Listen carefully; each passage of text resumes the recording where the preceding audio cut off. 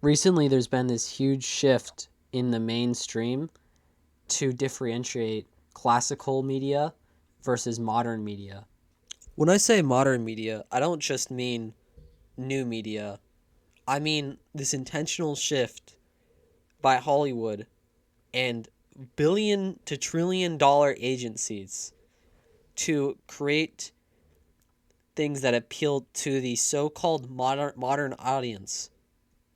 And if you just look up that term, you can see a lot of I haven't looked it up recently, but it used to be a lot of buzz articles talking about created for the modern audience, remakes for the modern audience, changing things for the modern audience.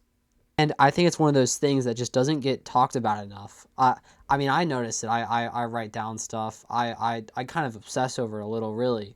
But I think a lot of people, maybe they're not oblivious, but they don't see it as what it is. And so I'd like to point out a lot of the things that make this time period and the media we create nowadays so influential and scary would be a word to use, but I also think you could say uh, grand in the things that we are relearning and reteaching the youth. I would just call it propaganda. And I think the best way to start would be to say that we have completely shifted in how we approach the idea of entertainment or media in general. How back in the day people used to watch maybe a couple shows a month. I mean that's like a long time ago, but recently even you used to watch a couple movies maybe per week, you know, that sort of thing. But nowadays we spend so much money building this field. I mean, they call it like a entertainment field or whatever, and it's a whole economic system now in of itself, and that's just completely absurd. Like I'm sure whole countries, maybe China would be one of those countries, but whole countries are being supported by the entertainment field. And nowadays, where people can't even function properly without a constant dose of internet highlights or AI generated explanations. I think the website is irrelevant nowadays, which is just absurd to think about. And what people don't recognize when they talk about how there's this constant pump out of things in the media, it's not just that they want to make more money and sell more things, so they make more things, but they're fighting for a spot in your mind and to cement themselves in the ever changing tides of cultural relevancy. What's scary about that is that when a lot of people are raised and build thoughts on this media, it's very hard for them to form full conclusions and to have a good perspective on things when they're just getting all their information from these slop factories. Back in the day, there was almost always some sort of buffer between the audience and what they're watching on screen. And this was especially beneficial for the less literate and understanding viewers because they could reference something. In this example, I'm going to say the Bible, where they would reference the Bible to see if something was good or bad. You can argue whether this was the perfect metric of good to judge the media you consume by, but I think the fact still stands that there used to be a standard in almost every culture, and modern media seems to want to dissolve that as much as possible and create a new standard. I think when people become ideologically captured or fall victim to any kind of propaganda, it becomes from a sense of bullying where they're simultaneously being forced to accept the narrative in order to even approach a piece of media on its level, or they're also being taking it in a very slow rate where they will show things in a very slow and accepting way and then kind of just pressure you into it at the very end. And I'll elaborate that more in a second. For example, there was that Lightyear movie, and that was an example of something that was just very fast and immediate to provoke a reaction, where they had the two women who gave birth to the child with no explanation.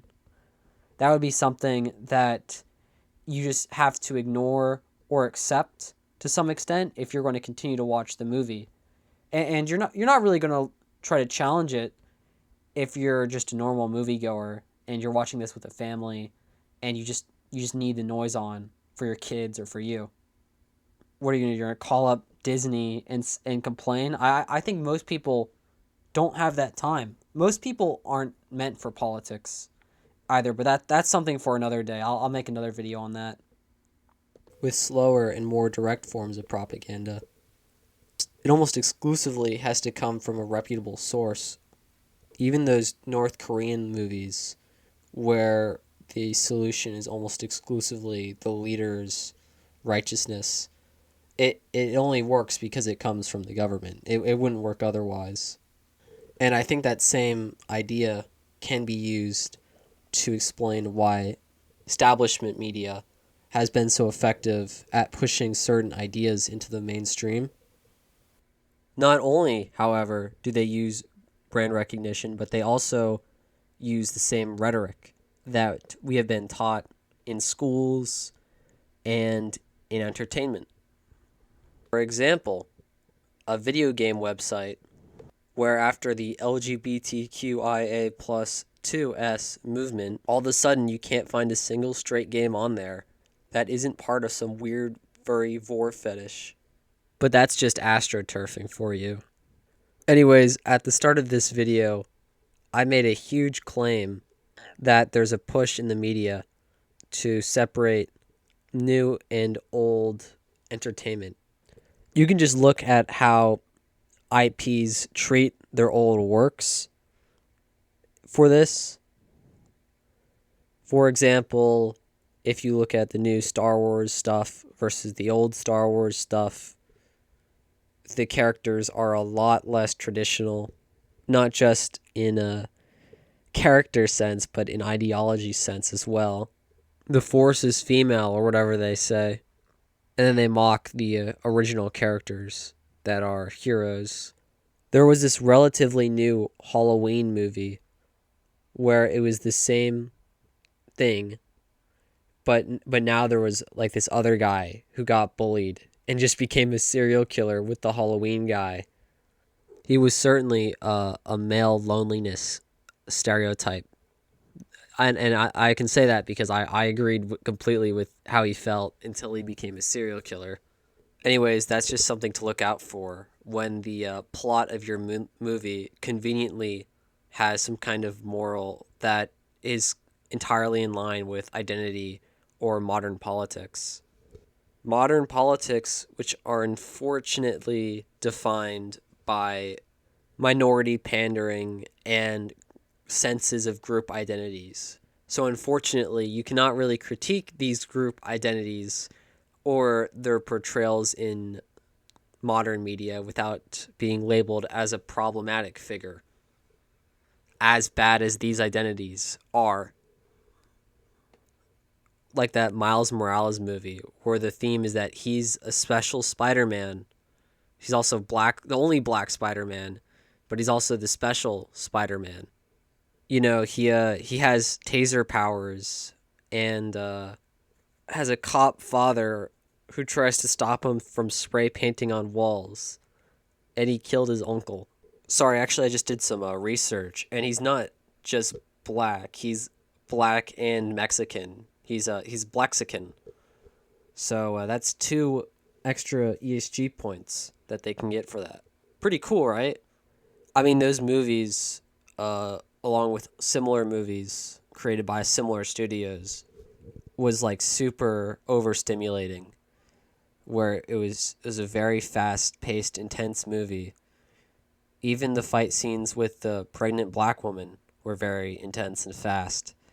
So, you know, that's kind of another way you can tell you're watching something for pandering to the stupid audience, is when, like that Avatar, the new Avatar movies, where it's just a bloodbath and they kill like 50 people in a scene. Very, very intense and violent. And everything's like obvious when it's emotionally charged. There's no subtlety. It's not really kids shows either. Like both those I just mentioned are at least PG-13.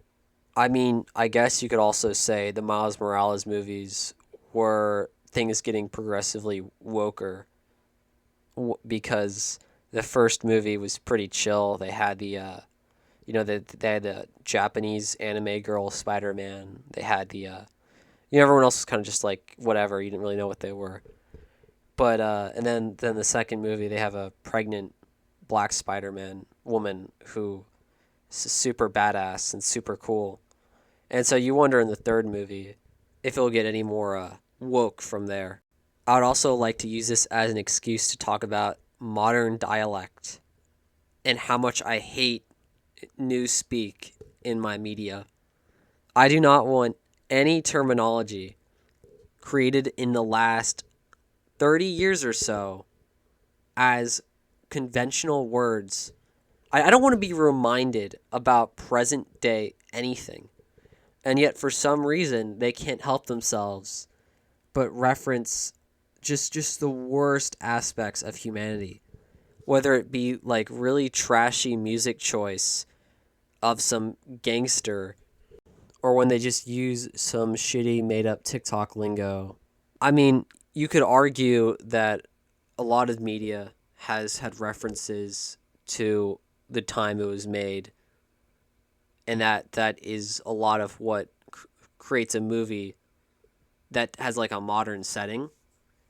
But that kind of loses the nuance of how radical these times are and how they basically are promoting like far left ideology in a way that makes it seem like this is conventional and that this is how people normally think.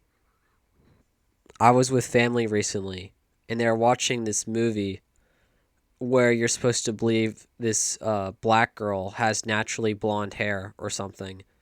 And, it was just some stupid Amazon movie funded by Jeff Bezos, of course. But I found it funny how throughout the entire time they were watching it, they just had this blank look on their face. And they took it very seriously. They didn't blink the entire movie. They almost saw it as like a mental exercise. This shitty movie that pretended to be smart and it used pretentious language. It was confusing. The biggest hallmark of it was that the movie took itself seriously and had no comedy or joy, which arguably just attracts people who think that they're smart. And that's when I realized the modern audience will literally abandon their enjoyment for a product in order to agree with its messaging. They saw it as a mature excursion to watch something that was boring and pretentious and constantly made you think about characters that you have no attraction or interest in. I have no interest in watching the angry black woman stereotype beat up a bunch of men. I have no interest in a man in a wheelchair who's fat and homosexual. I have no interest in Yuri. I will never like Yuri. And really, a lot of this media exists because people think that they're doing the right thing by watching identity politics and encouraging that kind of character in a movie. Which sounds absurd, but I can almost guarantee that they genuinely feel like they're being closed minded when they reject some stupid character in a movie. The idea that there has to be some standard of class for a character sounds insulting, and it sounds like you're dismissing other cultures to the people who endorse mainstream media. You cannot say this actor's tattoos are gross. You cannot say these piercings are gross because some tribe for 500 years uses those same piercings. Actually, did you know that was a part of black culture? And by you using that term, you're being discriminatory. I'm sure you've heard that before. Anyways, if you get nothing else from this video, I say that you should, well, maybe not watch as much television or video, audio media, but whatever you do watch, just watch what makes you feel empowered and can give you healthy thoughts of how to be the best version of yourself. If you're a straight man, don't watch Yuri, and you are under no obligation to watch lesbians make out or another humiliation ritual. But anyways, I hope you all have a good day.